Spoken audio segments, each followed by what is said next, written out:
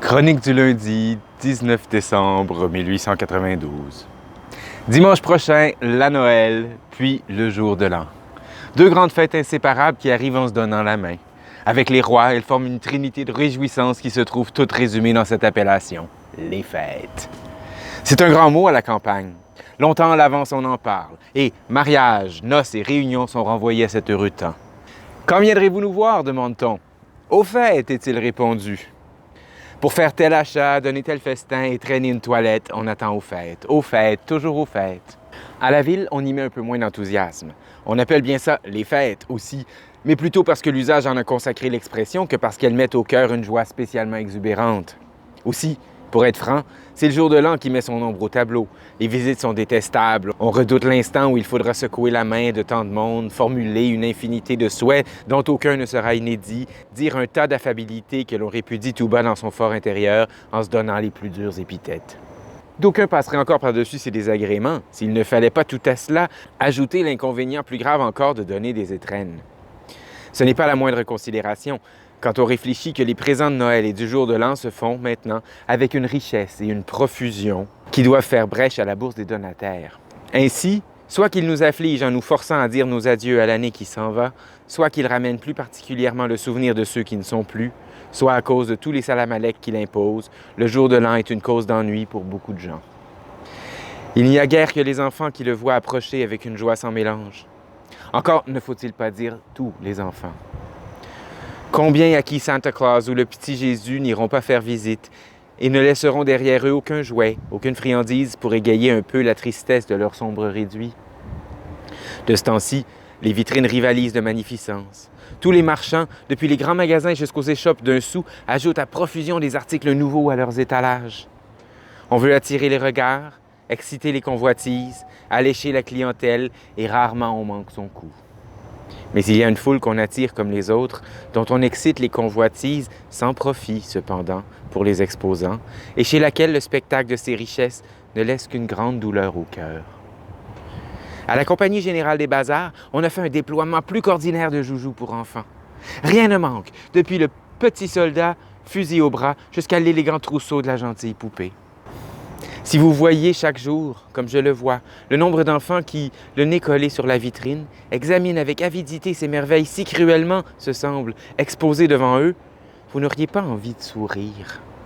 Je vous assure, de leurs petites mines chagrines et toutes chiffonnées. Ils sont là, à double rang souvent, repaissant leurs yeux de toutes ces belles choses qu'ils osent à peine rêver de posséder.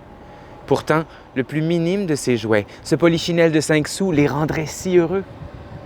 C'est alors, quand les bonheurs se vendent à si bon marché, qu'on regrette de ne pouvoir puiser largement dans une bourse bien garnie. Il y a aussi des enfants à l'intérieur, mais ils sont accompagnés de leur riche maman et viennent choisir leurs cadeaux. Dans un de ces magasins où j'entrais la semaine dernière pour acheter, moi aussi, de modestes étrennes, une troupe de marmots bouleversait, remuait partout, très excités. Un garçonnet, entre autres, de 7 à 8 ans, furetait sur toutes les tables pour choisir lui-même ses étrennes. D'abord, il aurait voulu tout avoir, ceci, cela, encore cette autre chose. À la fin, il se fixa sur une chèvre d'immenses proportions et dont le mécanisme ingénieux en haussait la valeur jusqu'à 60 $. Naturellement, la mère, ayant encore une foule d'emplettes à faire, hésitait avant d'acheter un objet aussi dispendieux. L'enfant suppliait sa maman, elle-même très ennuyée et bien embarrassée. Presque tous ces petits bonhommes et ces petites bonnes femmes ont dû sortir ou lassés, ou mécontents, ou désappointés. Ces jouets qu'on leur donne n'auront même pas le mérite de la nouveauté. Ils regretteront souvent telle ou telle autre chose, et le jour de l'an n'aura plus cet air de fête que nos enfantines imaginations lui prêtaient autrefois. Il me semble que la bonne vieille coutume vaut mieux, celle qui nous faisait coucher le soir avec cette délicieuse attente de ce qui devait nous arriver pendant la nuit.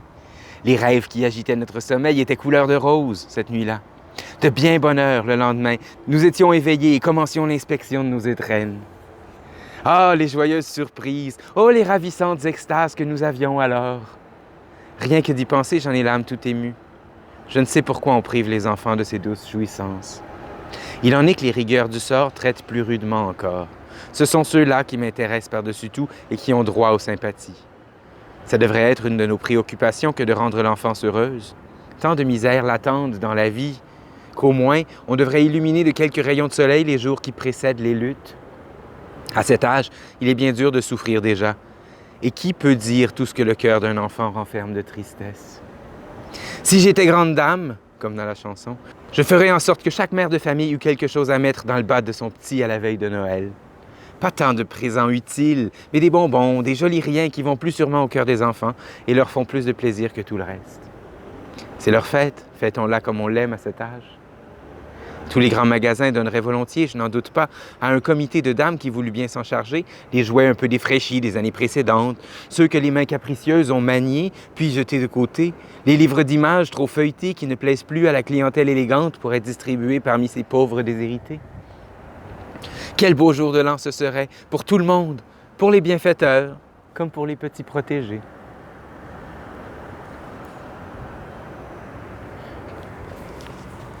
À après-demain.